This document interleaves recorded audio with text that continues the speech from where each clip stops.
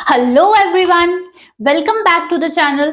आई hope आप सब लोग बहुत हेल्दी होंगे और अच्छे से आपकी पढ़ाई चल रही होगी। देखो, पीछे एक वीडियो आई थी चैनल पे, लोन पेयर डीलोकलाइजेशन, वो पार्ट 1 था। यहाँ पे इस वीडियो में हम क्या पढ़ने वाले हैं? This is the second part of the topic lone pair delocalisation. ठीक है, लास्ट वीडियो में हमने समझा था कि डीलोकलाइज्ड और लोकलाइज्ड लोन पेयर्स में डिफरेंस क्या होता है, ये डीलोकलाइजेशन का प्रोसेस होता क्या है और कहां कहां किन सिस्टम्स में प्रेजेंट होता है, उसकी कंडीशन पड़ी थी। ठीक है, तो हमने वहां पे जो एग्जांपल्स किए थे वो किए थे कॉन्जुगेटेड सिस्टम्स के, यानी lone pair single double, lone pair single triple bond, इस तरह के सिस्टम्स में लोन पेयर की डीलोकलाइजेशन। राइट, तो अगर आपने वो नहीं देखा, आप उस पार्ट को जरूर देखना। ठीक है, बड़े अच्छे अच्छे वहां पे हमने एग्जांपल्स कवर किए थे। ठीक है, आज हम इस वीडियो में क्या करने वाले हैं, यहाँ पे सेकंड पार्ट जो है, यहाँ पे मैंने आपको उस वीडियो में बताया था ना, 2 केसेस बनते हैं कंडीशन के लोन पे डीलोकलाइजेशन के। देखो, दोबारा बताती हूँ, बेसिकली लोन पे डीलोकलाइज होने के लिए एक मेन कंडीशन हमने क्या नोट की थी कि जिस एटम पे लोन पेयर है, जिस भी एटम पे लोन पेयर है, उसके बगल में एक खाली ऑर्बिटल, एक एम्प्टी ऑर्बिटल मौजूद होनी चाहिए सिस्टम में। ठीक है, तब जो है लोन पेयर डीलोकलाइज करता है। उसी का जो सेकंड पार्ट है, सेकंड केस है, condition for the lone pair delocalisation, वो है वेकेंट पी या फिर वेकेंट डी ऑर्बिटल। यानी यहां पे हम ये पढ़ेंगे इस टॉपिक के थ्रू, आपको ये जो एक टॉपिक एक ट्रबल करता है ना ऐसे जनरली भी, कि मुझे कैसे पता लगेगा इस कंपाउंड में वेकेंट पी ऑर्बिटल है या वेकेंट डी ऑर्बिटल है, किस एटम के पास वेकेंट पी है। ये जो वेकेंट ऑर्बिटल्स आइडेंटिफाई करना, ये हम इसी टॉपिक में, इसी वीडियो में समझेंगे, ये इसी का पार्ट है। ओके, सो बेसिकली ये कंडीशन क्या है, देखो, जिस भी एटम पे लोन पेयर है उसके बगल में, उसके पास में क्या होना चाहिए, एक वेकेंट पी या वेकेंट डी ऑर्बिटल आपको दिखनी चाहिए, आपको फाइंड करनी है, तो लोन पेयर डीलोकलाइज हो सकता है। कैसे? देखो, ऐसा सिस्टम होना चाहिए। कंडीशन क्या है? ऐसा सिस्टम होना चाहिए। देखो, मैंने यहां क्या बनाया बेटा, मैंने ये जो एक्स और ए बनाया, ये 2 एटम्स हैं। ठीक है, एक्स एटम, ए एटम, ये आपस में क्या है, कोवलेंट बॉन्ड के थ्रू जुड़े हुए हैं। ठीक है, ये इनके बीच में बॉन्ड है, कोवलेंट बॉन्ड। और आपको पता है कोवलेंट बॉन्ड में क्या होता है, 2 इलेक्ट्रॉन्स होते हैं, जो 2 एटम्स ने एक एक इलेक्ट्रॉन शेयर किया होता है ना, एक्स ने एक, ए ने एक इलेक्ट्रॉन शेयर किया, और ये 2 इलेक्ट्रॉन्स हैं, इन 2 के बीच एक कोवलेंट बॉन्ड है। ठीक है, इतना बेसिक क्लियर है। अब ये जो एटम एक्स है, इसके ऊपर ये क्या मैंने बनाया है, लोन पेयर, वही जो अपने टॉपिक का हीरो है। तो एक्स के ऊपर, एक्स एटम के ऊपर लोन पेयर है, और वो जिस एटम से बेटा जुड़ा हुआ है, एटम ए, उसके ऊपर क्या है, ये जो मैंने ये बॉक्स बनाया है, खाली डिब्बा बनाया है, ये बेटा आपका रिप्रेजेंट कर रहा है वेकेंट ऑर्बिटल। ठीक है, सो एक्स एटम पे लोन पेयर है, और वो एक ऐसे एटम से जुड़ा है और एक ऐसे एटम से बॉन्डेड है, ए एटम, जिसके ऊपर ये खाली डिब्बा है, vacant orbital. This is the just इतनी सी, यही है condition for lone pair delocalisation, कि भाई एक्स और एक एटम मिल जाए जिसपे लोन पेयर है, और वो साथ में दूसरे एटम से ऐसे डायरेक्टली जुड़ा हो जिसके ऊपर की एम्प्टी ऑर्बिटल है, वेकेंट ऑर्बिटल है।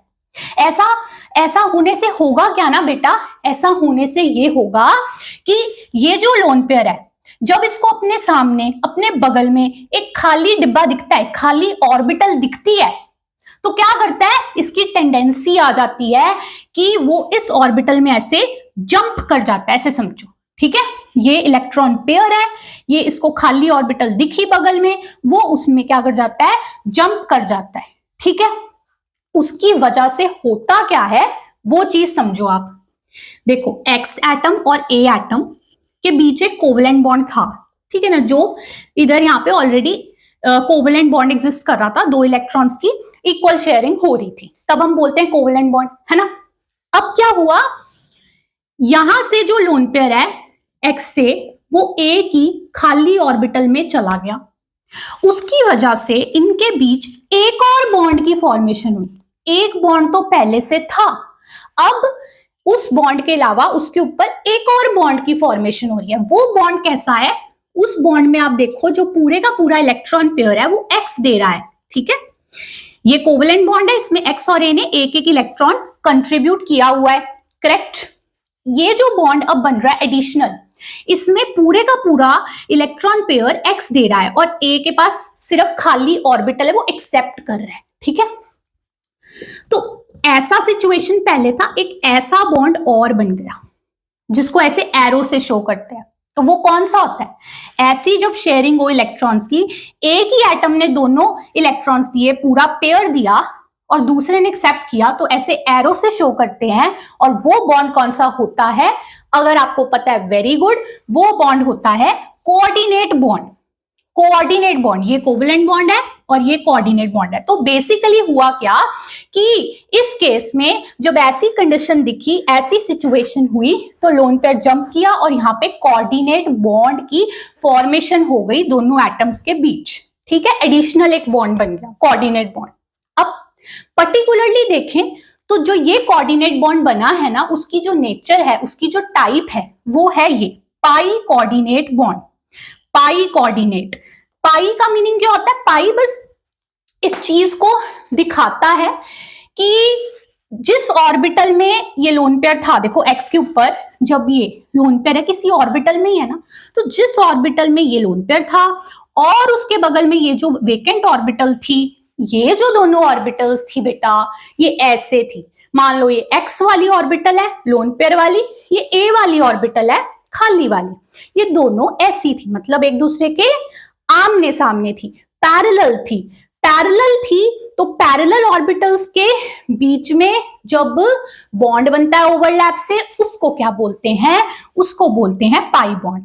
सो ये जो कोऑर्डिनेट बॉन्ड बनता है, that is basically particularly pi coordinate bond, ठीक है। ऐसे ऐसे ऑर्बिटल्स की ओवरलैप से बना, जिस वजह से आप देखोगे आगे टर्मिनोलॉजीज आएंगी, मैं बताती हूं। देखो, सबसे पहले यहां तक क्लियर हो गया, ठीक है, कि ऐसी कंडीशन है तो ये चीज होती है। अब हम आगे बात करते हैं एक टर्म की, जिसका नाम है बैक बॉन्डिंग। सो ये जो वीडियो है, ये सारी की सारी बैक बॉन्डिंग के ऊपर है, क्योंकि ये जो कंडीशन हमने पढ़ी है लोन पेयर डीलोकलाइजेशन की, देखो ना, लोन पेयर पहले इस ऑर्बिटल में था, इस एटम पे था, एक्स के ऊपर था, अब वो जंप करके ए के ऊपर चला गया। यानी जो लोन पेयर है वो उस स्पीशीज के अंदर एक जगह से दूसरी जगह पे मूव कर रहा है, और उसे ही बोलते हैं लोन पेयर की डीलोकलाइजेशन। ये क्लियर है? अब इसी जो कंडीशन है, यही जो लोन पेयर डीलोकलाइजेशन हो रही है ना इस केस में, उसी को बैक बॉन्डिंग भी बोलते हैं। अब इसको बैक बॉन्डिंग क्यों बोलते हैं? वो इसीलिए बोलते हैं, जो हमने यहाँ पे समझा, एक्स और ए एटम्स के बीच एक बॉन्ड तो ऑलरेडी था, है ना, एक और एडिशनल बॉन्ड की फॉर्मेशन हो रही है, जहां सिर्फ एक्स ही जो है वो लोन पेयर दे रहा है। तो इस तरह की जो सिचुएशन है, ये जो एडिशनल बॉन्डिंग हो रही है ऐसी कंडीशन में, ठीक है, उसी को बोलते हैं बैक बॉन्डिंग। यानी क्लियर कट। अब बात क्या है, बैक बॉन्डिंग की कंडीशन क्या होती है? बैक बॉन्डिंग है या नहीं है किसी सिस्टम में, वो आपने कैसे जज करनी है? उसके लिए कंडीशन है बहुत सिंपल बेटा, बस यही कंडीशन आपको ये फाइंड करना है, क्या वहां पे एक ऐसा एटम है जिसपे लोन पेयर है, और क्या वो एटम किसी ऐसे एटम से जुड़ा हुआ है ना, बॉन्ड बनाकर जुड़ा हुआ है, जिसके के ऊपर एक खाली वेकेंट ऑर्बिटल है। बस जब ये मिल जाए सिचुएशन, तो वहां पे हम बोलेंगे yes, back bonding is present. और ये बैक बॉन्डिंग स्पीशीज की प्रॉपर्टीज, बहुत सारे स्पीशीज की बहुत सारी प्रॉपर्टीज को अफेक्ट करती है, ठीक है, बहुत जगह पे रोल प्ले करती है। So it is very important, ठीक है। सो यही हम सीखेंगे। तो सबसे पहले हम सीखेंगे वेकेंट ऑर्बिटल्स को आइडेंटिफाई करना, और उसमें वेकेंट पी ऑर्बिटल भी हो सकती है और वेकेंट डी ऑर्बिटल, यानी ये जो खाली ऑर्बिटल है ये कोई सी भी हो सकती है, पी भी हो सकती है, डी भी हो सकती है। कहां किस केस में कौन सी प्रेजेंट है, that we are going to learn. और उसी बेसिस पे बेटा भी ये जो दो ऑर्बिटल्स हैं एक्स के ऊपर और ए के ऊपर, जो ये लोन पेयर वाली ऑर्बिटल है और ये जो खाली ऑर्बिटल है, ये जो दो ऑर्बिटल्स हैं वो दोनों ही अगर पी ऑर्बिटल्स हैं तो इस बैक बॉन्डिंग को कहा जाता है पी पाए बैक बॉन्डिंग। ओके, तब इसको क्या कहते हैं, हम कहते हैं पी पाए बैक बॉन्डिंग। और बेटा अगर ये दोनों ऑर्बिटल्स में एक जो है वो p है, दूसरी जो है वो d है, ठीक है, जैसे ये लोन पेयर वाली ऑर्बिटल जो है वो p ऑर्बिटल है और जो ये वेकेंट ऑर्बिटल है वो d ऑर्बिटल है, उस केस में बैक बॉन्डिंग को बोला जाता है p पाए d पाए बैक बॉन्डिंग। तो यही है वो दो टर्म्स जो आप कॉमनली एनकाउंटर करते हो। ठीक है, तो स्टार्ट करते एग्जांपल्स। सो पहला एग्जांपल जो मैंने लिया है, देखो क्या है, BF3 और CF3 प्लस, यानी ये दो आपको एग्जांपल्स लिखे हैं यहाँ पर। ठीक है, ये आपका BF3 है, बोरोन है जो 3 फ्लोरीन्स के साथ कोवेलेंट बॉन्ड्स के साथ जुड़ा हुआ है। ठीक है, और ये क्या है, ये C पे प्लस चार्ज मतलब कि कार्बोकेटायन, तो ये एक कार्बोकेटायन है जिसमें C पे प्लस चार्ज होता है और बाकी के जो 3 बॉन्ड्स हैं उस कार्बोकेटायन के तीनों फ्लोरीन्स के साथ है, 3 कोवेलेंट बॉन्ड्स। क्लियर है ये दो एग्जांपल्स। अब इसमें लोन पेयर डिलोकलाइजेशन हो रही है, बैक बॉन्डिंग है, ये चीज हम कैसे है वो समझेंगे। ठीक है, तो चलो स्टार्ट करते हैं। तो सबसे पहले अगर बैक बॉन्डिंग है या नहीं देखने के लिए हमें क्या देखना है, जो कंडीशन है, ऐसा एटम ढूंढो जिसपे लोन पेयर हो और वो एटम किसी दूसरे एटम से जुड़ा हो, मतलब वो एटम जिस एटम से बेसिकली जुड़ा है उस पर कोई vacant orbital, vacant p d कोई भी चलेगी। ठीक है, तो चलो देखते हैं, यहां से स्टार्ट करते हैं। यहां पे ये जो चीज है ना, जो मैंने आपको कहा था वेकेंट ऑर्बिटल्स ढूंढना, लोन पेयर है कि नहीं, ये सारा का सारा जो करते हैं ये हम इलेक्ट्रॉनिक कॉन्फ़िगरेशन के थ्रू करते हैं। ठीक है, इलेक्ट्रॉनिक कॉन्फ़िगरेशन लिखकर करते हैं। तो सबसे पहले हम क्या करेंगे, सबसे पहले हम जैसे इस एग्जांपल के लिए फ्लोरीन की और बोरोन की इलेक्ट्रॉनिक कॉन्फ़िगरेशन मैंने यहाँ पे लिख दी है। ठीक है, फ्लोरीन के देखो 1s2 2s2 2p5, यानी कि इस तरह से 2s2 है और ये 2p5 है। ठीक है, यहां से आप क्या देख पा रहे हो कि ये एक ऑर्बिटल है जिसमें ये एक सिंगल इलेक्ट्रॉन है या अनपेयर्ड इलेक्ट्रॉन है, और ऐसे सिंगल अनपेयर्ड इलेक्ट्रॉन्स ही आपको चाहिए होते हैं कोवेलेंट बॉन्ड बनाने के लिए, है ना। तो यहां पे मुझे ये सिचुएशन दिखी। बोरोन के पास चलती हूँ, 1s2 2s2 2p1 कॉन्फ़िगरेशन में ये दिख रहा है, ये 2s2 ये 2p में 1, लेकिन यहां पे मुझे सिर्फ ये एक अगेन एक सिंगल अनपेयर्ड इलेक्ट्रॉन दिख रहा है बोरोन का भी। लेकिन अगर मैं स्ट्रक्चर को देखूं तो मेरे को पता है कि फ्लोरीन को तो चलो एक एक बॉन्ड ही बनाना है, हर फ्लोरीन को, वो यहां से सर जाएगा, है ना, हो जाएगा। लेकिन जो बोरोन है, बोरोन को बेटा 3 कोवेलेंट बॉन्ड बनाने हैं, पर उसके पास यहां सिर्फ एक ही अनपेयर्ड इलेक्ट्रॉन है, उसको 3 अनपेयर्ड इलेक्ट्रॉन चाहिए, है ना। तो क्या करते हैं ऐसे केस में, ऐसे केस में क्या होता है, एक इलेक्ट्रॉन इस ऑर्बिटल से उठ के इस ऑर्बिटल में जंप हो जाता है, तो यहाँ पे तीनों ऑर्बिटल्स में सिंगल सिंगल इलेक्ट्रॉन आ जाता है और इससे बोरोन जो है 3 कोवेलेंट बॉन्ड बना पाता है और BF3 का स्ट्रक्चर बनता है। तो बेसिकली मतलब ये है, जो ये सेंटर में बोरोन है उसकी कुछ ऐसी पिक्चर है इलेक्ट्रॉन्स की, वैलेंस शेल में एक इलेक्ट्रॉन। ठीक है, और ये जो 3 ऑर्बिटल्स हैं ये बेटा आपस में हाइब्रिडाइज करके sp2, एक s और 2 p, है ना, तो क्या हो गया sp2, 3 sp2 हाइब्रिडाइज्ड ऑर्बिटल्स बन जा रही हैं इन 3 ऑर्बिटल्स से। और ये जो एक ऑर्बिटल है बेटा बोरोन की 2p ऑर्बिटल एक, ये ध्यान से देखो, ये आपकी एज इट इज जो है खाली रह जा रही है, इसमें कुछ नहीं है ना, कोई इलेक्ट्रॉन नहीं है, ये पूरी तरह से वेकेंट ऑर्बिटल है। ठीक है, तो मतलब इसको समझो, इसको इमेजिन करो कि जैसे ये बोरोन है अपने इसी इलेक्ट्रॉनिक पिक्चर से यहाँ पे प्रेजेंट है। तो इस बोरोन पे बेटा ये 3 sp2 हाइब्रिडाइज्ड ऑर्बिटल्स हैं जिनमें एक इलेक्ट्रॉन है, वो ये लेके आ गया यहाँ पे बोरोन अपने एक इलेक्ट्रॉन। ठीक है, और एक ऑर्बिटल जो है ये वाली 2p वाली ऑर्बिटल बोरोन की, इसमें कोई इलेक्ट्रॉन नहीं है, ये खाली बच रही है, दिस इज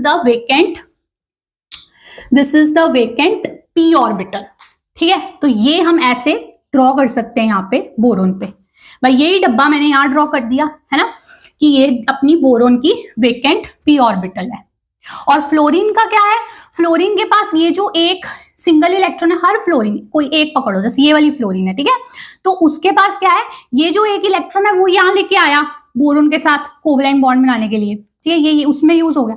बाकी के जो बचे हुए उसके वैलेंस इलेक्ट्रॉन्स हैं, ये 2, ये दो, ये पेयर्स की फॉर्म में एज इट इज पड़े हैं, ठीक है। ये बॉन्ड फॉर्मेशन में पार्टिसिपेट नहीं किया, तो वो क्या होते हैं, ऐसे इलेक्ट्रॉन पेयर क्या होते हैं, लोन पेयर, है ना। मैंने चैनल पे वीडियो भी बनाया हुआ है इसके लिए, तो आप देख सकते हो। तो बेसिकली ये 1 2 और 3 लोन पेयर प्रेजेंट है एक फ्लोरीन के ऊपर, ठीक है। सो जैसे ये फ्लोरीन है, एक इलेक्ट्रॉन ही अपना ले गई बोरोन से बॉन्ड बनाने के लिए, उसके बाद उस पे ये 3, मैं यहां ड्रॉ कर देती हूँ, 3 lone pair as it is present है। और ऐसी ही पिक्चर हर फ्लोरीन की है, ठीक है। एक इलेक्ट्रॉन बॉन्ड में और बाकी के 3 लोन पेयर है, 3 लोन पेयर है, ठीक है जी। सो ये electronic configuration of boron and fluorine लिख के हम यहां तक पहुंचे हैं। और आफ्टर दिस हमारे पास पिक्चर क्या आ रही है बेटा, कि कोई सी भी फ्लोरीन आप उठा लो, उसके ऊपर लोन पेयर प्रेजेंट है, yes, lone pair is present, ठीक है।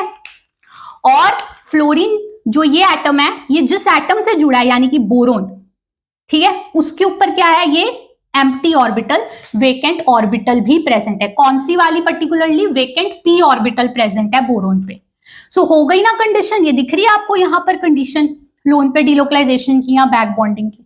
सो बेसिकली इलेक्ट्रॉन पेयर इसमें जंप कर जाएगा, या कह लो इन दोनों के बीच एक कोऑर्डिनेट बॉन्ड फॉर्म हो जाएगा, ठीक है। आप इसको ऐसे शो कर सकते हो कि बोरोन और फ्लोरीन के बीच अब क्या होगा, इस टाइप से एक कोऑर्डिनेट बॉन्ड फॉर्म हो जाएगा, ठीक है। और ये जरूरी नहीं है कि सिर्फ ये वाली फ्लोरीन ऐसा करेगी, ये फ्लोरीन भी कर सकती है, ये कोई सी भी फ्लोरीन कर सकती है, लेकिन only one at a time. किसी भी एक मोमेंट ऑफ टाइम पे कोई एक फ्लोरीन जो है बोरोन के साथ इस प्रकार का कोऑर्डिनेट बॉन्ड, इस टाइप से बैक बॉन्डिंग कर रही होती है BF3 मॉलिक्यूल के अंदर, ठीक है। अब बोलोगे मैम आप कैसे बोल सकते हो, है ना, हम कैसे बिलीव करें। तो ये चीजें एविडेंसेस के थ्रू ही पता लगी हैं, ठीक है।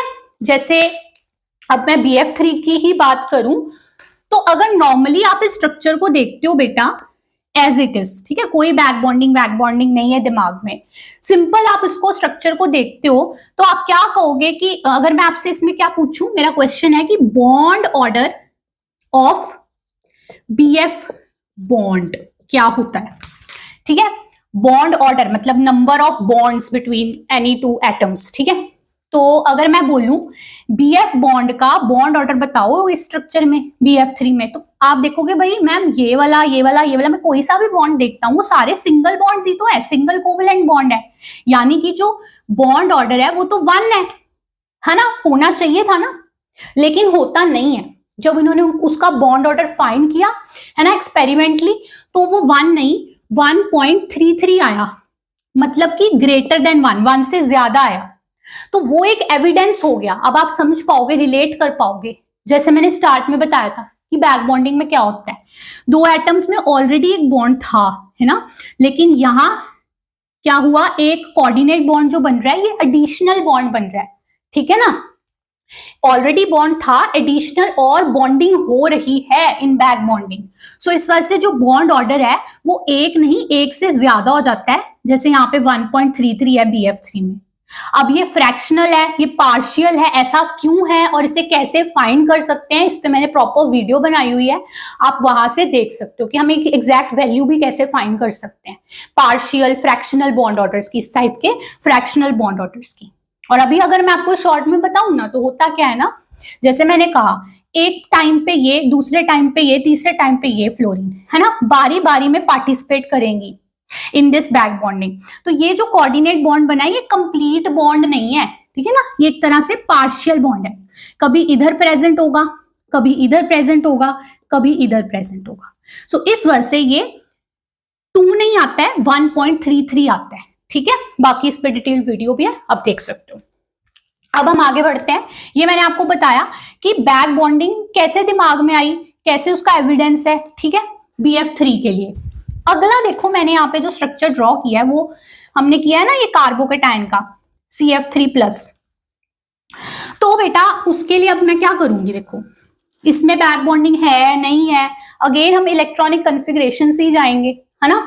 तो मैंने यहाँ पे फ्लोरीन की तो लिखी हुई है, अब चलो यहाँ पे कार्बन के लिए लिखते हैं, ठीक है। कार्बन, लेकिन ध्यान दो ये सिंपल सी नहीं है, सी नहीं है, सी प्लस है ना, सी नहीं है, सी प्लस है, तो सी प्लस के लिए लिखेंगे। चलो यहाँ पे मैं सी प्लस के लिए इलेक्ट्रॉनिक कन्फिगरेशन लिखती हूँ। पहले कार्बन की लिखते हैं, 1s2 2s2 2p2। ठीक है, मतलब सिचुएशन है ये, 2 इलेक्ट्रॉन इधर है और 2 इलेक्ट्रॉन इधर है ना, कार्बन की सिंपल कन्फिगरेशन। अब लिखनी इसके लिए है सी प्लस के लिए, प्लस का मतलब एक इलेक्ट्रॉन लूज हुआ है, ठीक है, तो यहां से एक इलेक्ट्रॉन को लूज करा देते हैं, ठीक है, और 3 बॉन्ड बने हैं तो 3 अनपेयर्ड इलेक्ट्रॉन चाहिए, है ना, तो अगेन सेम चीज करेंगे, यहां से एक इलेक्ट्रॉन उठा के यहां जंप करा देंगे, तो अल्टीमेटली आप इस पे पहुंच जाओगे। 3 अनपेयर्ड इलेक्ट्रॉन हैं कार्बन के पास 3 कोवलेंट बॉन्ड बनाने के लिए, तो वो 3 इलेक्ट्रॉन ये कार्बन यहां लेके आ गया, ठीक है, 3 इलेक्ट्रॉन, और एक ऑर्बिटल यहां पे जो है, कौन सी, ये वाली जो 2p की एक ऑर्बिटल है ना कार्बन की, वो यहाँ पे बिल्कुल खाली पड़ी है, यानी कि क्या है, वेकेंट p ऑर्बिटल, ठीक है। सो हम बात कर रहे हैं सी प्लस की। सी प्लस को जब मैं देखती हूं तो उसकी कन्फिग्रेशन कुछ इस तरह से है, ये 3 इलेक्ट्रॉन्स हैं 3 ऑर्बिटल्स में, ठीक है, जो 3 कोवलेंट बॉन्ड बनाने के लिए यूज कर रहा है। बेसिकली ये आपस में हाइब्रिडाइज करके आपकी 3 sp2 हाइब्रिडाइज्ड ऑर्बिटल्स बना देती हैं और वहां से ये बॉन्डिंग कर रहा है, ये कोवलेंट बॉन्ड्स बना रहा है, ठीक है। उसके बाद उस पे ये एक p ऑर्बिटल जो खाली पड़ी है सी प्लस पे, तो ये मैं यहाँ पे ऐसे ड्रॉ कर सकती हूँ, है ना, कार्बन पे एक डिब्बा खाली पड़ा है। तो यहां से आप ध्यान रखेंगे कि जब भी कोई कार्बोकैटायन आपको दिखे, सी प्लस दिखे, वो क्योंकि हमेशा sp2 हाइब्रिडाइज्ड होता है, ऐसे 3 बॉन्ड बनाने के बाद उस पे ना एक वेकेंट p ऑर्बिटल हमेशा प्रेजेंट होती है, ठीक है, क्योंकि प्रैक्टिस से फिर याद भी तो हो जाएगा, हर बार थोड़ी ना ऐसे करेंगे। सो अब यहां से आप समझकर याद रखेंगे कि जब भी कोई कार्बोकैटायन हो उस पे एक वेकेंट p ऑर्बिटल जरूर होती है। उसी तरह जो बोरोन होता है, जब वो 3 बॉन्ड बना लेता है उस पे भी बेटा एक वेकेंट p ऑर्बिटल हमेशा प्रेजेंट होती है, ठीक है। चलो आगे बढ़ते हैं, आगे बढ़ते हैं। तो अब देखो फ्लोरीन की सिचुएशन देख लो, वो तो सेम ही है ना, ऐसे कि भाई उसने अपने ये एक इलेक्ट्रॉन यहाँ ले आया, यहाँ बना देती हूँ, है ना, कोई सा भी, ये फ्लोरीन ले, इस फ्लोरीन ने अपना एक इलेक्ट्रॉन लिया, कार्बन से बॉन्ड बनाया इस वाले से, उसके बाद उसके पीछे क्या हुआ, ये 3 जो लोन पेयर हैं ये बेटा ऐसी उस पे प्रेजेंट है, ठीक है। ऐसी सिचुएशन ही ना हर फ्लोरीन की है, यहाँ पर एक इलेक्ट्रॉन से बॉन्ड बना रहा है और 3 लोन पेयर उस पे ऐसे ही पड़े हैं, ठीक है। सो अब देखो, अब आपको दिख रही होगी साफ साफ कंडीशन फॉर बैक बॉन्डिंग, दिख रही है। फ्लोरीन ये एटम है जिसपे लोन पेयर है ना, और वो जिस एटम से जुड़ा है यानी कि एक सी प्लस, उसके ऊपर ये वेकेंट p ऑर्बिटल है, बस। तो यहां से यहां पे हो जाएगी बैक बॉन्डिंग, ठीक है। सो इस कार्बोकैटायन में बैक बॉन्डिंग प्रेजेंट है और इसका भी एविडेंस है। आप खुद सोचो, जो कार्बोकैटायंस होते हैं जिनमें कार्बन पे पॉजिटिव चार्ज है, मतलब इलेक्ट्रॉन डेफिशिएंसी है, ठीक है, तो इलेक्ट्रॉन डेफिशिएंसी है इस कार्बन के पास, उसके साथ 3 फ्लोरीन एटम्स जुड़े हैं जो कि हाईली इलेक्ट्रोनेगेटिव हैं, इलेक्ट्रॉन्स खींचते हैं अपनी तरफ। तो भाई ये 3 फ्लोरीन्स इलेक्ट्रॉन्स खींच रहे हैं ऑलरेडी इस गरीब कार्बन से, है ना, ऑलरेडी गरीब है वो, इलेक्ट्रॉन्स की कमी है, और तीनों फ्लोरीन्स मिलके उसकी बस उससे इलेक्ट्रॉन्स खींच रहे हैं। तो इस हिसाब से तो ये जो कार्बोकैटायन है ये बहुत अनस्टेबल हो जाना चाहिए था, एग्जिस्ट ही नहीं करना चाहिए था, है ना। लेकिन क्या होता है, यहां पे ये बैक बॉन्डिंग का एविडेंस है, क्योंकि इस टाइप की एक बैक बॉन्डिंग प्रेजेंट है जिसमें क्या हो रहा है, बेसिकली ये जो इलेक्ट्रॉन पेयर है, ये लोन पेयर फ्लोरीन जो है वो कार्बन को, ये सी प्लस को, एफ जो है वो सी प्लस को इलेक्ट्रॉन पेयर डोनेट ही तो कर रहा है कोऑर्डिनेट बॉन्ड में, तो उससे क्या हो रहा है, ये उसको इलेक्ट्रॉन पेयर डोनेट कर, एक बार ये किसी दूसरे टाइम पे ये फ्लोरीन डोनेट कर रहा है, किसी तीसरे टाइम पे ये फ्लोरीन डोनेट कर रहा है, तो ये मिलके इलेक्ट्रॉन ये लोन पेयर डोनेट कर रहे हैं इस बैक बॉन्डिंग से सी प्लस को, तो वो तो इस वजह से उसकी इलेक्ट्रॉन डेफिशिएंसी को कम कर रहे हैं, सेटिस्फाई कर रहे हैं, वो इस सी प्लस को सेटिस्फाई कर रहे हैं, ठीक है। इस वजह से ये जो कार्बोकैटायन है ना बेटा आपका, आप देखोगे केमिस्ट्री में और जगह CF3+ एक बहुत स्टेबल कार्बोकेटाइन है ना, होना नहीं चाहिए था अगर हम बैक बॉन्डिंग का कॉन्सेप्ट ना सोचते, बट क्योंकि वो प्रेजेंट है। क्यों प्रेजेंट है? क्योंकि मुझे कंडीशन दिखी, फ्लोरीन पे लोन पेयर, कार्बन C+ पे आपके वेकेंट पी, उस बैक बॉन्डिंग ने इस कार्बोकेटाइन को बचाया है और उसको स्टेबल बनाया है। अच्छा, अब ये मत समझना कि जो बैक बॉन्डिंग होती है वो हमेशा साइड एटम से सेंट्रल एटम की तरफ ही होती है। जैसे हमने पिछले 2 एग्जांपल्स में पढ़ा, फ्लोरीन बोरोन को दे रहा था, फ्लोरीन C+ को दे रहा था, है ना, साइड एटम सेंट्रल एटम को दे रहा था लोन पेयर। ये दूसरी डायरेक्शन में भी हो सकती है, जो सेंट्रल एटम है वहां से भी जो लोन पेयर है साइड एटम के वेकेंट ऑर्बिटल में डिलोकलाइज हो सकता है। ठीक है, तो मैंने वैसा ही एग्जाम्पल यहां लिया है।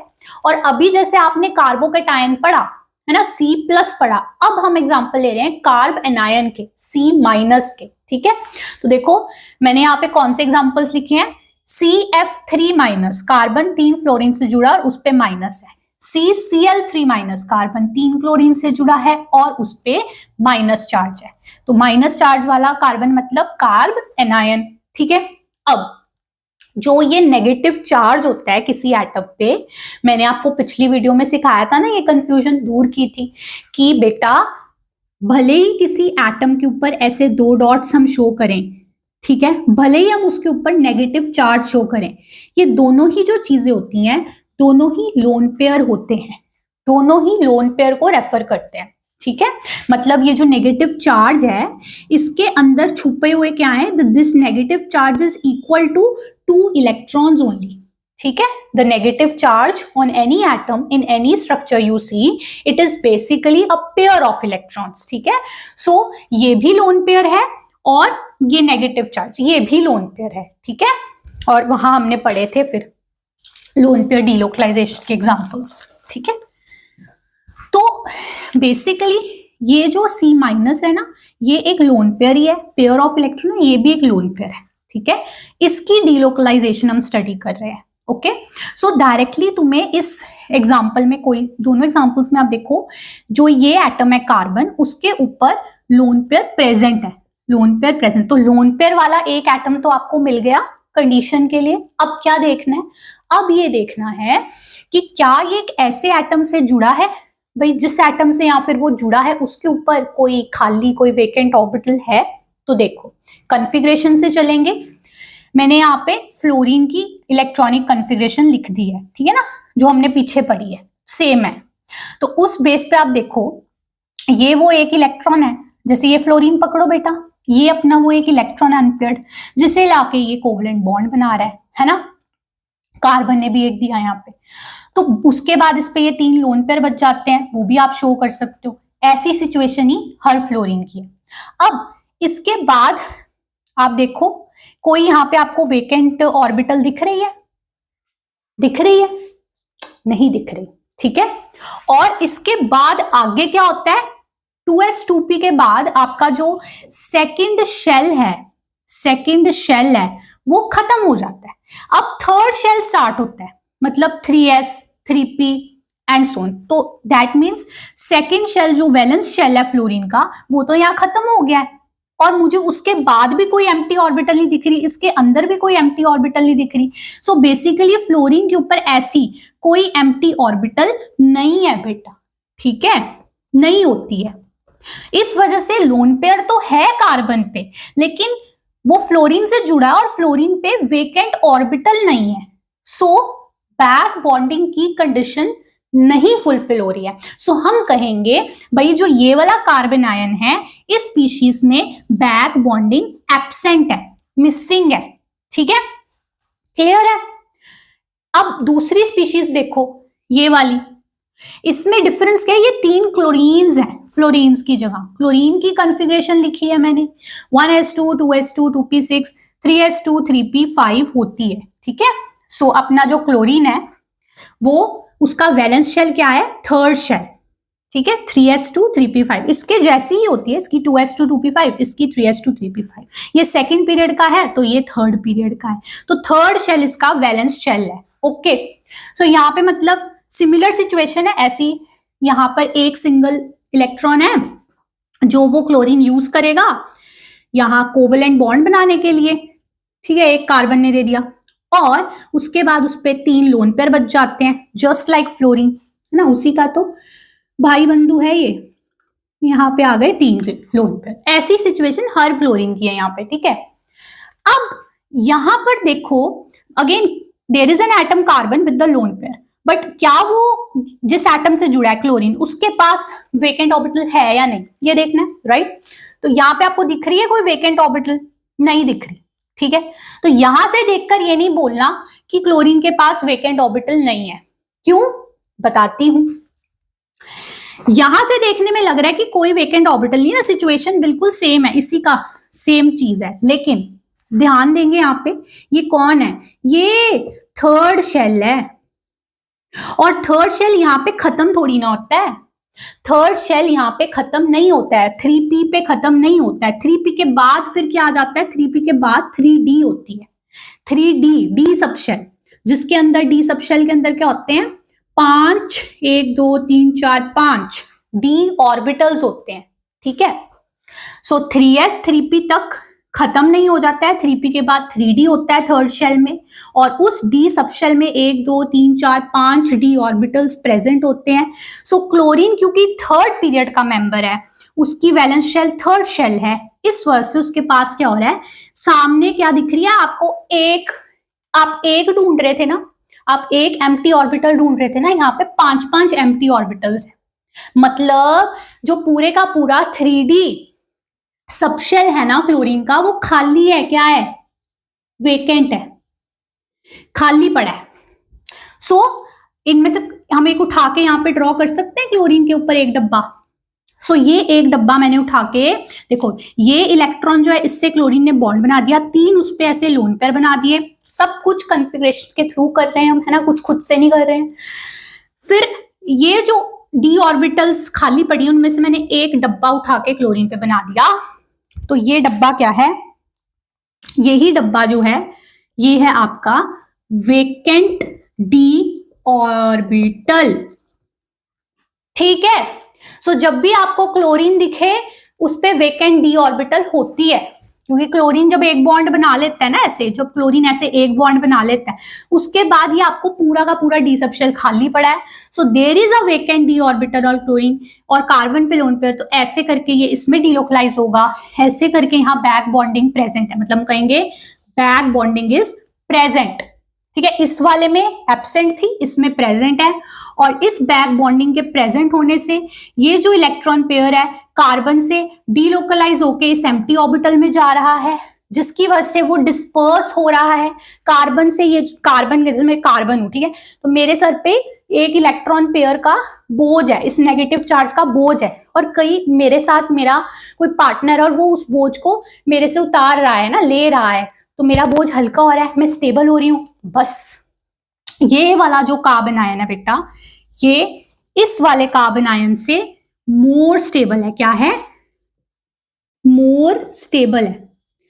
So this carbon ion is better more stable than this carbon ion, and the reason is back bonding, ठीक है। सो ये जो बैक बॉन्डिंग है ये इसको इससे ज्यादा स्टेबल करिए, और आप यूजुअली ये चीज देखोगे कि जो चार्ज्ड स्पीशीज होती है ना बेटा, उन चार्ज्ड स्पीशीज में, कार्बोकेटायन में या कार्ब एनायन में, अगर बैक बॉन्डिंग प्रेजेंट है तो वो उस चार्ज को डिस्पर्स कर देती है, क्योंकि उसको डीलोकलाइज कर देती है, तो उस वजह से वो उसको स्टेबल ही करती है। यानी ये जो बैक बॉन्डिंग है, ये बीबी, ये हमेशा आपको ऐसे चार्ज स्पीशीज में स्टेबलाइजेशन प्रोवाइड करती है, ठीक है, स्टेबिलिटी प्रोवाइड करती है, जैसे हमने इस एग्जाम्पल में पढ़ा। तो अब यहां पे यही थी मेन बात, वेकेंट डी ऑर्बिटल को पहचानना, जिसमें आपको अक्सर प्रॉब्लम आती है। तो ये इस तरह से पहचाना जाता है, और जनरली आपको बताऊं तो बेसिकली जो सेकेंड पीरियड के एलिमेंट्स है ना, जैसे कि नाइट्रोजन है, ऑक्सीजन है, फ्लोरीन है, ये सेकेंड पीरियड के एलिमेंट्स हैं। तो इनकी आप इलेक्ट्रॉनिक कॉन्फ़िगरेशंस देखो, 2s 2p के थ्रू ही बनती है। 2p पे ना खत्म हो जाता है सेकेंड शेल, मतलब कि ऐसे कहूं कि 2p के बाद कोई 2d जैसी चीज एग्जिस्ट ही नहीं करती है। तो इस वजह से 2d ऑर्बिटल्स जो हैं वो सेकेंड पीरियड के, जो सेकेंड पीरियड के एलिमेंट्स हैं ना, जैसे देखो नाइट्रोजन, ऑक्सीजन, फ्लोरीन एटसेट्रा, इनके पास वेकेंट डी ऑर्बिटल्स कभी भी नहीं हो सकती, होती नहीं है, ठीक है, क्योंकि इनके अंदर 2d जैसा कोई सबशेल ही नहीं है। जो ये डी ऑर्बिटल्स हैं या वेकेंट डी ऑर्बिटल्स हैं, ये आपके थर्ड पीरियड से ही स्टार्ट होती हैं, क्योंकि थर्ड पीरियड ऑनवर्ड्स ही आपकी डी ऑर्बिटल्स, आप ऐसे समझो, डी सबशेल जो है प्रेजेंट होता है, ठीक है। सो जैसे आपके थर्ड पीरियड के एलिमेंट्स हैं, जैसे फॉस्फोरस है, सल्फर है, क्लोरीन है, ध्यान से देख लो इसको, आगे इसी के एग्जांपल्स कराने वाली हूँ, फॉस्फोरस, सल्फर, क्लोरीन, ठीक है, एटसेट्रा। ये आपके जो थर्ड पीरियड के एलिमेंट्स हैं, जैसे हमने देखा क्लोरीन के लिए, उनके पास वेकेंट डी ऑर्बिटल्स होती हैं in the form of these 3d orbitals. 3d orbitals की फॉर्म में उनके पास वेकेंट डी ऑर्बिटल्स होती हैं, और ये वेकेंट डी ऑर्बिटल्स यहां पर हम क्या पढ़ रहे हैं, बैक बॉन्डिंग में पार्टिसिपेट कर रही हैं, ठीक है। तो यहां से आप ये भी समझ सकते हो, जो पीछे हमने एग्जांपल्स पढ़े थे दोनों, उनमें क्या था, ये लोन पेयर वाली ऑर्बिटल और ये एम्प्टी ऑर्बिटल, जिनके बीच में क्या हो रहा था, बैक बॉन्डिंग हो रही थी, वो दोनों ही क्या थी, p ऑर्बिटल्स थी। तो वहां पर हम कहेंगे उसे, जो हमने पढ़ा था, p पाए बैक बॉन्डिंग, ठीक है। लेकिन ठीक है, यहां पर हम क्या कहेंगे, यहां पे ये वाला जो एग्जांपल हमने पढ़ा है, यहां पे कार्बन की ये जो लोन पेयर है वो तो p ऑर्बिटल में होता है, लेकिन क्लोरीन के ऊपर क्या है, वेकेंट d ऑर्बिटल, तो ये p ऑर्बिटल में है लोन पेयर और ये है वेकेंट d ऑर्बिटल। तो यहां बैक बॉन्डिंग हो रही है एक p और एक d के बीच में, तो इससे आप क्या कहोगे, इस वाली bb को आप कहोगे p पाए d पाए बैक बॉन्डिंग, ठीक है। सो जहां पे वेकेंट d ऑर्बिटल हो, तो वहां जो ये बैक बॉन्डिंग आपकी p पाई d पाई टाइप की होती है, ठीक है। आगे चलते हैं, तो यहां पर मैंने अब ड्रॉ किए हैं अगेन दो एग्जांपल्स, देखो ये और ये, इसको ध्यान से देखो। यहां पर आप क्या देख रहे हो, कार्बन के ऊपर नेगेटिव चार्ज है, कार्बन के ऊपर नेगेटिव चार्ज है, तो ये भी कार्बन आयन ही है, ठीक है। सी पे माइनस चार्ज, और माइनस चार्ज क्या होता है, वो भी लोन पेयर ही होता है, ठीक है। सो मुझे एटम तो दिख रहा है एक जिसके ऊपर लोन पेयर है, this is the atom having the lone pair. अब वो जिस एटम से बॉन्डेड है, क्या उस एटम पे वेकेंट ऑर्बिटल है, वेकेंट p भी चलेगी, वेकेंट d भी चलेगी, तो वो देखना है अब आपको, बैक बॉन्डिंग है या नहीं चेक करने के लिए। तो देखो इस एग्जांपल में जो C माइनस है वो सल्फर से जुड़ा है, ठीक है, और इसमें क्या है, C माइनस ऑक्सीजन से जुड़ा है। तो यहीं पे डिफरेंस है जो हमने अभी पीछे समझा है। आप कॉन्फ़िगरेशन लिखकर भी कर सकते हो, बट अभी जैसे मैंने आपको बताया, जैसे नाइट्रोजन, ऑक्सीजन, फ्लोरीन, ये सभी सेकेंड पीरियड के एलिमेंट्स हैं, ठीक है।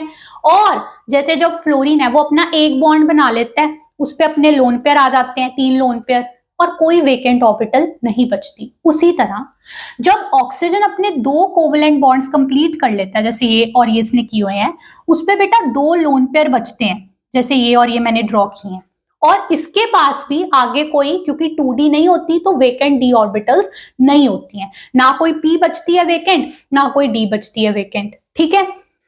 सो दैट्स व्हाई इस ऑक्सीजन पे हम एक खाली डिब्बा नहीं बना सकते, इसके पास ना ही वेकेंट p है ना ही वेकेंट d है, ठीक है।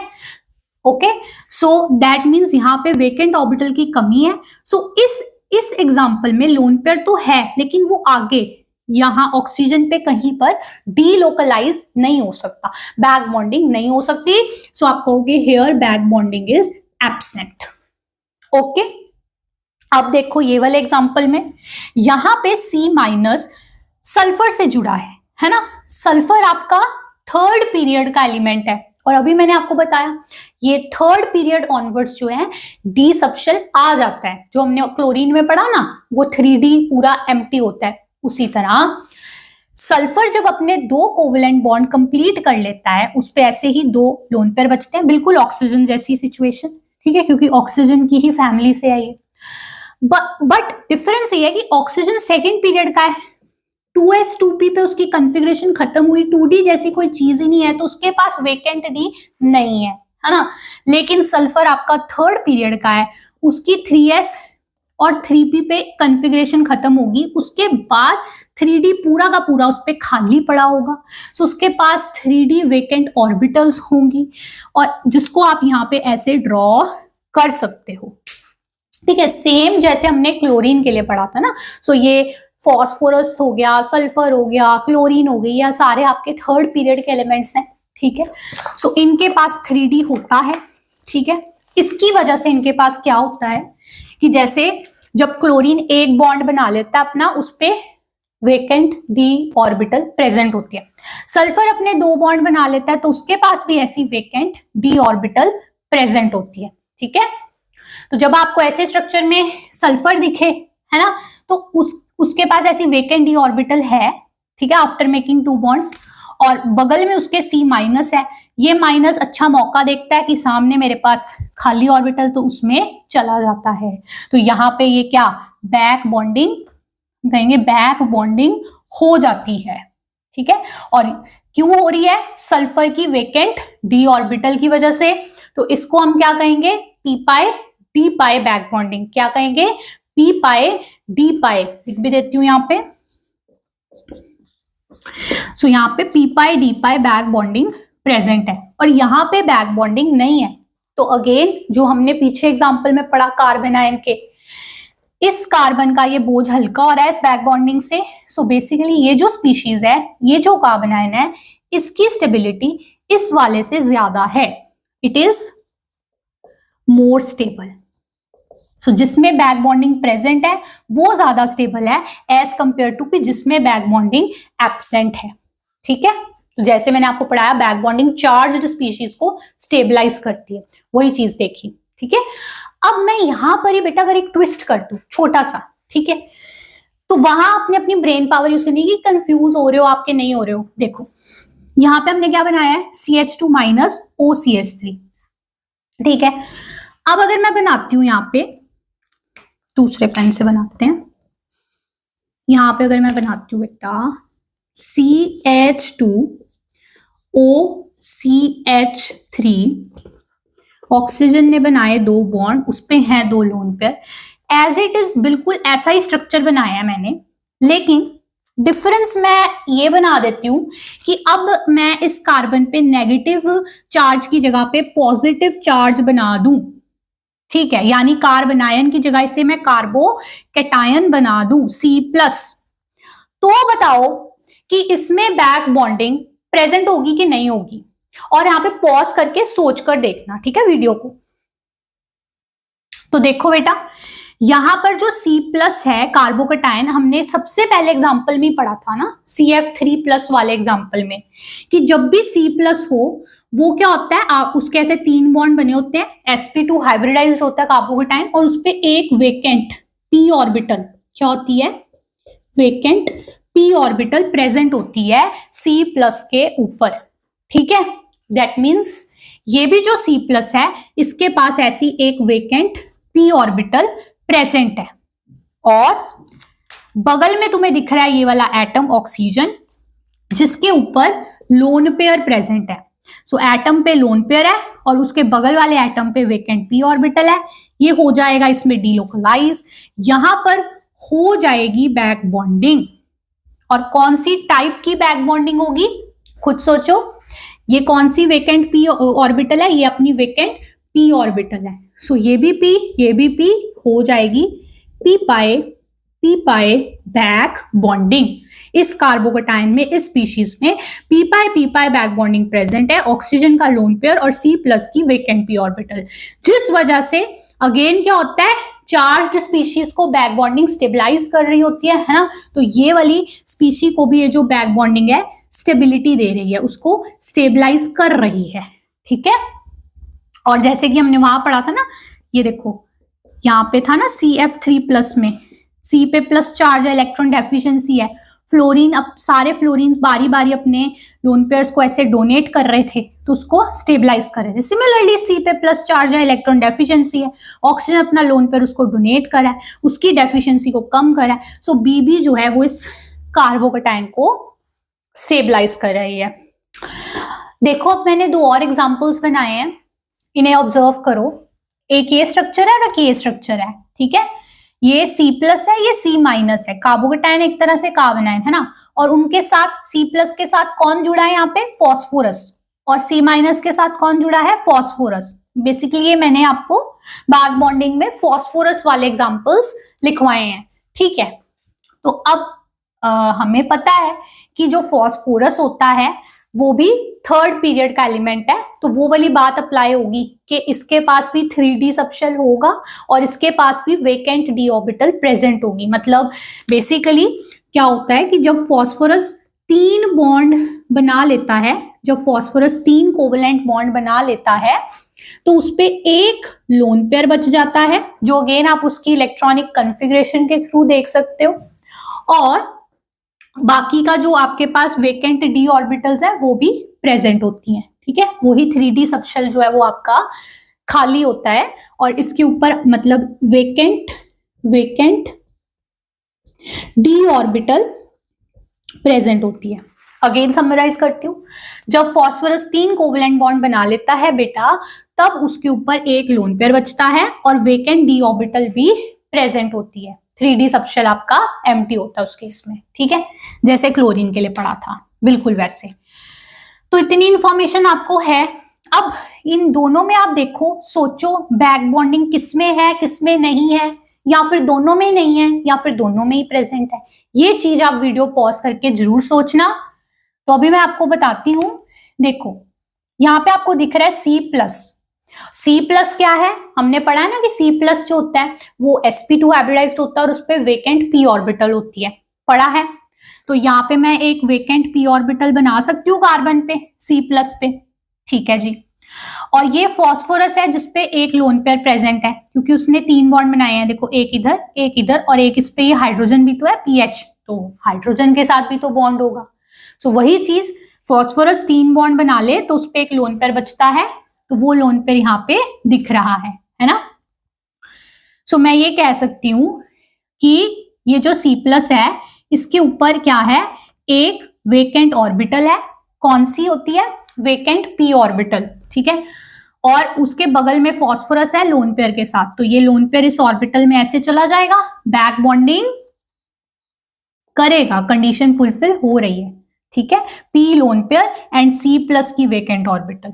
सो इस केस में क्या है, ये जो फॉस्फोरस का लोन पेयर है वो तो उसकी p ऑर्बिटल में ही होता है। सो दिस इज बेसिकली, मतलब ये और ये जो है ना, दोनों के इन केसेस में यहाँ पे कोई d ऑर्बिटल इन्वॉल्व नहीं है अभी, ठीक है। जो वेकेंट ऑर्बिटल है यहाँ पे कार्बन की, वो आपकी क्या है, वो आपकी p ऑर्बिटल होती है, वेकेंट p। सो इसको आप p पाए ही बोलोगे, ठीक है, p पाए बैक बॉन्डिंग इज प्रेजेंट। और इसको आप कैसे शो कर सकते हो, जब वो बॉन्ड बन जाता है ना, बेसिकली लोन पेयर फॉस्फोरस ने इस खाली ऑर्बिटल में डोनेट किया, तो कार्बन का प्लस चार्ज गायब हो जाएगा, क्योंकि उस कार्बन पे अब इलेक्ट्रॉन पेयर आ गया, वो सेटिस्फाई हो गया, उसका प्लस चार्ज गायब हो जाएगा। लेकिन फॉस्फोरस डोनर है, उसने दिया है, तो इस इलेक्ट्रॉन पेयर को देने के बाद फॉस्फोरस पे प्लस चार्ज आ जाएगा, ठीक है। ऐसा आप हर एक बैक बॉन्डिंग के स्ट्रक्चर्स में बनाकर शो कर सकते हो। अब इसके थ्रू समझते हैं, यहाँ पे हमने बनाया CH3, ये आपका CH, ये आपका PH, ये आपका CH3, ठीक है। इन दो के बीच एक बॉन्ड तो पहले से था, एक और बॉन्ड यहां बन गया, अगर मैं शो करूं, जिससे C का प्लस गायब हो गया, P पे प्लस आ गया, ठीक है। तो ये एक तरह से इसका एक रेजोनेटिंग स्ट्रक्चर आप बना सकते हो, ठीक है। और इससे आप देख रहे हो C प्लस जो प्लस है वो C से हटके P पे चला गया है, ठीक ना, चार्ज जो है वो डिस्पर्स हो गया, कभी C पे रहेगा कभी P पे रहेगा, तो उसकी वजह से ही चार्ज को स्टेबिलिटी मिल जाती है, स्पीशीज को स्टेबिलिटी मिल जाती है। बैक बॉन्डिंग अगेन क्या कर रही है, स्टेबलाइज कर रही है इसको, बैक बॉन्डिंग प्रेजेंट है और वो इसको स्टेबलाइज कर रही है, और P पाई टाइप की है, ये भी आप यहाँ पे सारी इंफॉर्मेशन नोट कर सकते हो। अब चलते हैं इस एग्जाम्पल पे, यहां पे आपको दिख रहा है C माइनस, यानी कि लोन पेयर, ठीक है, ये P पे भी लोन पेयर है, मुझे यहाँ पे भी लोन पेयर दिख रहा है, यहाँ पे भी लोन पेयर दिख रहा है। अब लोन पेयर तो है, वेकेंट ऑर्बिटल किसके पास है, C के पास है या P के पास है, देखो C माइनस है, C प्लस नहीं है, तो इसके पास कोई वेकेंट P नहीं होती, ठीक है। ये है P जो अपने 3 बॉन्ड बना रहा है एक हाइड्रोजन के साथ, तो 3 बॉन्ड बनाने के बाद उस पर एक लोन पेयर बचता है, वो है, और उसके ऊपर वेकेंट डी ऑर्बिटल भी होती है, तो इस पे वेकेंट डी ऑर्बिटल है। सो वेकेंट ऑर्बिटल किसके पास है दोनों में से? P के पास है, फॉस्फोरस के पास है वेकेंट ऑर्बिटल। कौन सी? Vacant D orbital. और लोन पेयर किसके पास है? वो दोनों के पास है। तो अब खुद सोचो कौन से लोन पेयर को डीलोकलाइज कराओगे? ऐसा तो नहीं होगा ना कि फॉस्फोरस का खुद का लोन पेयर ही इसके अंदर डीलोकलाइज हो रहा है, नहीं। कंडीशन क्या थी? कंडीशन थी दो एटम्स हैं जैसे एक्स और ए, कोवलेंट बॉन्ड के थ्रू जुड़े हैं, फॉस्फोरस और कार्बन कोवलेंट बॉन्ड से जुड़े हैं, एक एटम पे लोन पेयर होना चाहिए और दूसरे एटम पे वेकेंट ऑर्बिटल होनी चाहिए, तब ऐसे जो है बैक बॉन्डिंग होती है। क्लियर है? तो यहां पे देखो, यहां पे वेकेंट ऑर्बिटल P के पास है, तो फिर लोन पेयर जो है वो C का डीलोकलाइज करेगा, ठीक है। मतलब इसको अगर हम ऐसे शो करें, मैं इस फॉस्फोरस का लोन पेयर नीचे बना देती हूँ, है ना, और वो ऑर्बिटल उठा के ऊपर। अब देखो, सो C पे ये जो लोन पेयर है, P पे ये जो वेकेंट ऑर्बिटल है, ये लोन पेयर इस ऑर्बिटल में डीलोकलाइज करेगा और बैक बॉन्डिंग प्रेजेंट होगी। किस टाइप की होगी? देखो, नेचर ऑफ दिस ऑर्बिटल क्या है? This is a vacant D orbital, है ना। सो इस वजह से ये जो बैक बॉन्डिंग होगी, ये P पाई D पाई बैक बॉन्डिंग होगी, और अगेन चार्ज को डिस्पर्स करेगी। मैं यहाँ पे आपको ड्रॉ करके बताती हूँ इसको। जैसे हमने ऊपर ड्रॉ किया है ना, वैसे इसका ड्रॉ करो। स्ट्रक्चर क्या बनेगा? CH3 CH, ये आ गया आपका PH और CH3, ठीक है। अब क्या हुआ है? इन दो के बीच एक और बॉन्ड बन गया है। देखो, एक बॉन्ड पहले से था, एक बॉन्ड पहले से था, एक बॉन्ड और बन गया। उसमें हुआ क्या? ये बॉन्ड जब बना है, कार्बन ने अपना ये जो नेगेटिव चार्ज है, लोन पेयर है, ये दे दिया इस ऑर्बिटल में, तो उसका नेगेटिव चार्ज हट गया और P पे फॉस्फोरस पे नेगेटिव चार्ज आ गया, ठीक है। सो C माइनस से P माइनस हो गया, तो नेगेटिव चार्ज डिस्पर्स हो गया, डीलोकलाइज हो गया, कभी C पे तो कभी P पे। Again this back bonding will give stability to this species, ठीक है। सो ये दोनों ही जो एग्जांपल्स थे, दोनों में ही बैक बॉन्डिंग प्रेजेंट थी, लेकिन अलग अलग टाइप की थी। P पाई, इसमें P पाई D पाई, ये दोनों में ही स्टेबिलिटी प्रोवाइड कर रही है, इस C प्लस को भी, C माइनस को भी, ठीक है। और ये आपके फॉस्फोरस वाले एग्जांपल्स हो गए। मतलब अब मैं अगर आपको थोड़ा सा समराइज करके, थोड़ा सा मतलब हिंट जैसा दूं ना, तो ऐसा हो रहा है, अगर आपको कहीं पर ऑक्सीजन के सामने ऐसे ऑक्सीजन लोन पेयर है ना, उसके सामने C प्लस दिखे, सल्फर के सामने ऐसे C प्लस दिखे, फॉस्फोरस के सामने, फॉस्फोरस 3 बॉन्ड बना लिए, फिर C प्लस दिखे, तो ये हमेशा बैक बॉन्डिंग से स्टेबलाइज करेंगे उस कार्बोकेटाइन को, क्योंकि सभी C प्लस पे वेकेंट P ऑर्बिटल होती है। क्या होती है? लिख सकते हो, वेकेंट P ऑर्बिटल होती है, और इन एटम्स के पास है लोन पेयर, तो ये उसको स्टेबलाइज करेंगे, ठीक है। ये मैंने ऑर्बिटल बनाई है। चलो, वैसे ही वाइस वर्सा बेटा, अगर आपको क्या दिखे, अगर आपको C माइनस के सामने सल्फर दिखे, या C माइनस के सामने फॉस्फोरस दिखे, या C माइनस में कॉमन एग्जांपल्स बता रही हूं, C माइनस के सामने क्लोरीन दिखे, तो नो डाउट इन एटम्स पे अपने एक बॉन्ड बना के 3 लोन पेयर, 3 बॉन्ड बना के 1, 2 बॉन्ड बना के 2, अपने अपने लोन पेयर होंगे, ठीक है। और लोन पेयर कैसे निकालते हैं वगैरह, वो मैंने वीडियो बनाया है, आप देख सकते हो उसको, अगर थोड़ा भी कंफ्यूजन है तो, ठीक है। सो इन एटम्स में अपने लोन पेयर तो होते हैं, नो डाउट, बट हमने पढ़ा है कि इनके ऊपर ऐसे करके ना 3D orbital, basically D orbital, vacant orbital भी प्रेजेंट होती है साथ ही साथ। तो S के ऊपर भी है, Cl के ऊपर भी है, P के ऊपर भी है। कौन है लिख लो, वेकेंट D ऑर्बिटल है। सो C माइनस के सामने आपको सल्फर, क्लोरीन, फॉस्फोरस में से कुछ भी दिख रहा है, उन एटम्स के पास बेटा वेकेंट D ऑर्बिटल है, तो ये माइनस इसके अंदर ऐसे ऐसे डीलोकलाइज हो जाएगा, बैक बॉन्डिंग करेगा। तो ये बैक बॉन्डिंग यहाँ पे इसको स्टेबिलिटी देगी। ठीक है, थोड़ा सा आपको आइडिया जो हमने इन्हीं एग्जांपल्स के थ्रू सीखा है अभी, राइट। अब मैं आपको एक लास्ट एग्जांपल कराती हूँ वीडियो का, ठीक है। देखना, आपको देखने में लगेगा अरे ये तो भाई बहन ही है ना, सेम सेम बट डिफरेंट वाला केस है। तो देखो उसमें आप पहचानो कि क्या है बैक बॉन्डिंग। तो सबसे पहले हम ये स्ट्रक्चर समझते हैं कि मैंने क्या एग्जांपल लिखा है। देखो बेसिकली नाइट्रोजन है जिसपे 3 मिथाइल ग्रुप जुड़े हैं, CH3 CH3 CH3, ठीक है। यहां पे भी नाइट्रोजन है, इस पे 3 सिलाइल ग्रुप से, मतलब मिथाइल की जगह ये कार्बन, बस डिफरेंस क्या है ना, एकदम एक जैसा ही है दोनों, है ना, दोनों examples. The point of difference is this कि यहाँ पे ये 3 कार्बन है और यहाँ पे ये 3 SI सिलिकॉन है, ठीक है। और सिलिकॉन कार्बन का ही भाई है, उसी की फैमिली से है, ठीक है।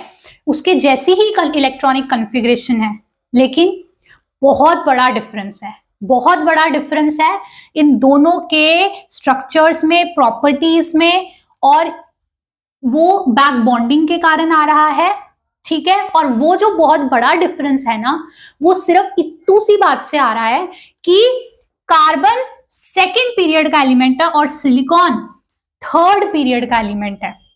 अब आपको हिंट तो मिल गया होगा, कार्बन सेकेंड पीरियड का एलिमेंट है, उसके पास कोई वेकेंट डी नहीं होती, है ना। देखो कॉन्फ़िगरेशन मैंने कार्बन की लिखी है यहाँ, 1s2 2s2 2p2, यानी कि इस तरह से है। अब यहाँ पे 2 ही अनपेयर्ड इलेक्ट्रॉन है, लेकिन हर कार्बन को अपने 4 बॉन्ड बनाने हैं, 4 कोवेलेंट बॉन्ड्स के लिए उसको 4 अनपेयर्ड इलेक्ट्रॉन चाहिए। तो बेसिकली ये यहाँ से यहाँ पे जंप करेगा, 1 2 3 4 अनपेयर्ड इलेक्ट्रॉन्स। तो ये बेसिकली आपका s और 3 p ऑर्बिटल्स मिलके sp3 हाइब्रिडाइज्ड ऑर्बिटल्स बना देंगी 4। सो ये कार्बन sp3 हाइब्रिडाइज्ड है और वो अपने 4 बॉन्ड्स कंप्लीट कर रहा है। उसके बाद यहां कोई आपको वेकेंट p दिखने नहीं वाली, ठीक है। और क्योंकि ये सेकेंड शेल यहीं खत्म हो गया, 2D जैसी कोई चीज एग्जिस्ट नहीं करती, इसके बाद थर्ड शेल स्टार्ट हो जाएगा, 2D होता ही नहीं है, तो यहाँ पे कोई वेकेंट d ऑर्बिटल नहीं होती है कार्बन के पास, सेकेंड पीरियड का एलिमेंट। यहीं तुम चले जाओ सिलिकॉन पे, जो कि बेटा आपका थर्ड पीरियड का एलिमेंट है, तो कॉन्फ़िगरेशन देखो, 1s2 2s2 2p6 3s2 3p2। तो जैसे 2s2 2p2 वैसे 3s2 3p2 इसके जैसी ही है। ये देखो सिमिलर सिचुएशन है, और 4 बॉन्ड बनाने के लिए ये भी ऐसे जाएगा, और यहां पर भी ये sp3 हाइब्रिडाइज होगा, 4 sp3 ऑर्बिटल्स बनेंगी हर सिलिकॉन की, और उसके 4 कोवेलेंट बॉन्ड पूरे हो जाएंगे इन 4 इलेक्ट्रॉन्स को यूज करके, ठीक है। बिल्कुल सेम चीज है, डिफरेंस ये है कि इसको प्रिविलेज क्या है सिलिकॉन को, कि ये आपका थर्ड पीरियड का एलिमेंट है, ये देखो 3s2 3p2, जबकि ये सेकंड का था 2s2 2p2, है ना। तो इस वजह से क्या हो रहा है कि यहाँ पे आगे क्या है, इसके आगे क्या है, इसके आगे बेटा 3D का पूरा जो सबशेल है, 1 2 3 4 5 ऑर्बिटल्स, वो एकदम खाली पड़ी हैं। सो सिलिकॉन जब अपने 4 बॉन्ड बना लेता है, नोट करो, उसके बाद उसके पास वेकेंट डी ऑर्बिटल्स प्रेजेंट होती हैं। मैं यहाँ पे ये डब्बा बना सकती हूँ, लेकिन मैं यहाँ ये डब्बा नहीं बना सकती। कार्बन के पास, मिथाइल ग्रुप्स के ये कार्बन के पास कोई वेकेंट डी नहीं है, लेकिन ये जो सिलिकॉन है इसके पास वेकेंट डी प्रेजेंट है। यही सबसे बड़ा डिफरेंस है इन दो स्ट्रक्चर्स में, ठीक है। और वही उनकी प्रॉपर्टीज को पूरी तरह चेंज कर रहा है, ऑल्दो देखने में हमें वो सिमिलर लग रहे हैं दोनों मॉलिक्यूल्स, ठीक है। बट कैसे डिफरेंस है देखो मैं समझाती हूं, अभी इसी पे बात करेंगे। बैक बॉन्डिंग, तो यहां पर आप देख रहे हो नाइट्रोजन पे लोन पेयर है, ठीक जी हाँ है, तो एटम पे लोन पेयर तो है। अब वो एटम जिस एटम से जुड़ा है यानी कार्बन, उस पे ना ही कोई वेकेंट पी है ना ही कोई वेकेंट डी है, तो इस पे वेकेंट ऑर्बिटल नहीं है। मतलब इस केस में ये लोन पेयर नाइट्रोजन के ऊपर ही रहेगा, कहीं पर भी डीलोकलाइज नहीं होगा। Back bonding is missing, back bonding is not present in this example, in this structure. Clear है? सो ये भी कह सकते हैं ये नाइट्रोजन पे जो लोन पेयर है वो नाइट्रोजन के ऊपर लोकलाइज्ड रहेगा, है ना, नाइट्रोजन के ऊपर ही लोकलाइज्ड रहेगा। लेकिन यहां पर आप देखो, यहां पर बिल्कुल ऑपोजिट होने वाला है। देखो नाइट्रोजन पे लोन पेयर है, वो जिस एटम से जुड़ा है सिलिकॉन, उसके ऊपर वेकेंट डी ऑर्बिटल है, ठीक है। सो यहाँ पे बैक बॉन्डिंग की कंडीशन फुलफिल हो रही है। सो इस तरह से यहाँ पे बैक बॉन्डिंग प्रेजेंट होगी, ठीक है। तो इस तरह से हम ये कहेंगे कि जो ये लोन पेयर नाइट्रोजन पे लोकलाइज्ड नहीं रहेगा, ये डीलोकलाइज हो जाएगा। वही चीज यहाँ पे बैक बॉन्डिंग होगी तो लोन पेयर की डीलोकलाइजेशन होगी। तो मैं ये भी कह सकती हूँ कि ये lone pair localized lone pair है और ये लोन पेयर जो है वो डीलोकलाइज्ड लोन पेयर है, ठीक है। ये लोन पेयर कौन है? Delocalised lone pair. यहां से अब होता क्या है कि क्योंकि इसमें बैक बॉन्डिंग है, इसमें लोन पेयर डीलोकलाइज हो रहा है, यहां पे बैक बॉन्डिंग नहीं है, यहां पे लोन पेयर लोकलाइज्ड है। इससे इन दोनों मॉलिक्यूल्स की जो ज्योमेट्री है, जो स्ट्रक्चर है, वो काफी बदल जाता है। इनकी इवन जो ये नाइट्रोजन है ना, दोनों केस में ये नाइट्रोजन और ये नाइट्रोजन, बेसिकली इसकी हाइब्रिडाइजेशन ही बदल जाती है। मतलब यहां पे ये जो नाइट्रोजन है बेटा, ये आपकी sp3 हाइब्रिडाइज्ड है और यहां पे ये जो नाइट्रोजन है बेटा, ये आपकी sp2 हाइब्रिडाइज्ड है। तो ये कैसे है इसको समझते हैं। लास्ट वीडियो में भी मैंने आपको बताया था, एक पॉइंट बताया था कि हाइब्रिडाइजेशन निकालने वक्त हम जो स्टेरिक नंबर ढूंढते हैं, अगर ये आपको देखना है ना तो इस पे डिटेल्ड वीडियो भी है, ठीक है। सो हाइब्रिडाइजेशन निकालने में जो हम स्टेरिक नंबर ढूंढते हैं, उस स्टेरिक नंबर के अंदर लोन पेयर काउंट होगा या नहीं होगा, होगा या नहीं होगा, ये चीज डिसाइड होती है उसकी नेचर से, ठीक है, कि वो लोन पेयर जो है वो क्या है, लोकलाइज्ड लोन पेयर है या डीलोकलाइज्ड लोन पेयर है। अगर बेटा वो लोकलाइज्ड लोन पेयर है तो वो स्टेरिक नंबर में काउंट किया जाता है, अगर वो डीलोकलाइज्ड लोन पेयर है तो वो स्टेरिक नंबर में काउंट नहीं किया जाता है, ठीक है। तो इस तरह से लोन पेयर डीलोकलाइजेशन हाइब्रिडाइजेशन को अफेक्ट करती है, जो मैंने प्रीवियस पार्ट 1 में भी सिखाया था। अब देखो यहां पर क्या है, इस नाइट्रोजन पे 1 2 3 बॉन्ड पेयर हैं और एक लोन पेयर है जो कि लोकलाइज्ड लोन पेयर है। सो वो काउंट होगा किसमें, स्टेरिक नंबर में। सो मैं स्टेरिक नंबर निकालूंगी तो मैं इस लोन पेयर को काउंट करूंगी। सो 3 + 1 करके 4 आएगा स्टेरिक नंबर इस नाइट्रोजन का। That means, and steric number 4 का मतलब क्या होता है, this implies sp3 hybridization. Hence ये नाइट्रोजन sp3 हाइब्रिडाइज्ड है और sp3 हाइब्रिडाइज्ड होने की वजह से इसकी जो शेप है ना, इस मॉलिक्यूल की जो शेप है ना, वो है ट्राइगोनल पिरामिडल, या आप लिख सकते हो ट्राइगोनल पिरामिडल। बेसिकली पिरामिड जैसी शेप है। ड्रॉ करके बताऊं, जैसे ये नाइट्रोजन है, ये 3 मिथाइल ग्रुप्स लगे हुए हैं उस पे, ठीक है, इस तरह से 1 2 3 पिरामिड जैसे, और इसकी चोटी पे यहाँ पे टॉप पे लोन पेयर प्रेजेंट है। सो इस तरह की शेप है इसकी, पिरामिड जैसी, ठीक है। अब इस मॉलिक्यूल पे चलते हैं। ये है अपना कि भाई इस नाइट्रोजन की हाइब्रिडाइजेशन क्या है वो देखो आप। तो ये जो नाइट्रोजन है, इस पे ये 3 बॉन्ड पेयर हैं जी, हैं। इस पे ये लोन पेयर भी है, एक लोन पेयर, लेकिन ये lone pair delocalised loan pair है।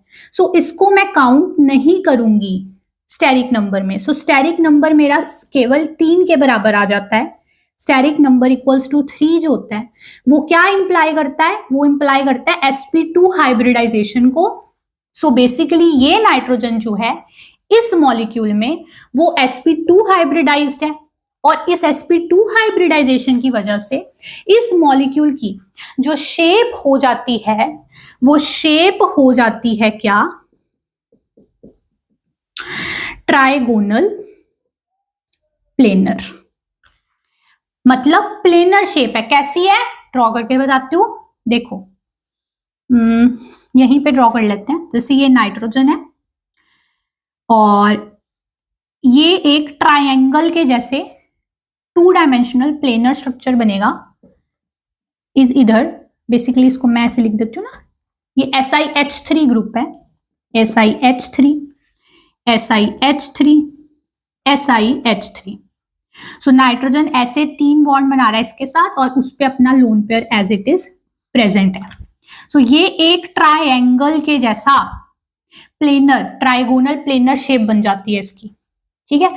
सो देखो सेम दिखने वाले मॉलिक्यूल्स एक्चुअली में बहुत ज्यादा डिफरेंट थे। एक जो है वो ऐसा दिखेगा, है ना, नाइट्रोजन sp3 हाइब्रिडाइज्ड है और पिरामिड जैसी शेप है। एक में नाइट्रोजन sp2 हाइब्रिडाइज्ड है और प्लेनर शेप है, ठीक है। कितनी ज्यादा डिफरेंस हो गई प्रॉपर्टीज में, because the reason being back bonding. भाई इसमें बैक बॉन्डिंग प्रेजेंट है, इसमें एब्सेंट है। क्यों है डिफरेंस? देखो सिर्फ एक टाइप के एटम का था, कार्बन्स की जगह सिलिकॉन्स लगा दिए, तो वहां क्या हो गया, वेकेंट डी आ गई। सो जब भी आपको सिलिकॉन वाले एग्जांपल दिखे वहां पे भी अपना दिमाग खुला रखना, सिलिकॉन पे वेकेंट डी ऑर्बिटल हो सकती है, ठीक है। जब अपना सिलिकॉन ऐसे 4 बॉन्ड बना लेता है जैसे हमने देखा, तो उस पे वेकेंट डी ऑर्बिटल बचती है, तो वहां पे बैक बॉन्डिंग का चांस होता है, जैसे यहाँ पे था। अगर सिलिकॉन के साथ ऐसा कोई एटम लगे जिसपे लोन पेयर, जैसे यहाँ पे N लगा हुआ है ना, तो फिर वहां पे बैक बॉन्डिंग हो सकती है, ठीक है। यही सिलिकॉन के साथ बेटा यहाँ पे कोई C- लग जाए, C- लग जाए तो भी सिलिकॉन पे वेकेंट डी है और C- की ऐसे बैक बॉन्डिंग हो सकती है, ठीक है। तो ओवरऑल समरी में हमने काफी सारे एग्जांपल्स करे हैं। हमने वेकेंट p ऑर्बिटल्स भी देखी हैं, वेकेंट d ऑर्बिटल्स भी देखी हैं। दोनों तरह की बैक बॉन्डिंग्स पढ़ी हैं, p पाई और p पाई d पाई, ठीक है। बैक बॉन्डिंग की ये जो कंडीशन है लोन पेयर डीलोकलाइजेशन की, वो हमने अच्छे से स्टडी की है। प्रॉपर्टीज पे क्या इफेक्ट आता है, जैसे बॉन्ड ऑर्डर पे, ये शेप पे, स्टेबिलिटी पे, चार्ज स्पीशीज की, वो सब भी हमने देखा है, ठीक है। तो आई होप अब इसके बाद आप इसको प्रैक्टिस करोगे और इसमें पूरी तरह से मास्टर हो जाओगे, okay. So all the best, happy learning, and you can also subscribe to the channel if you haven't subscribed. Thank you.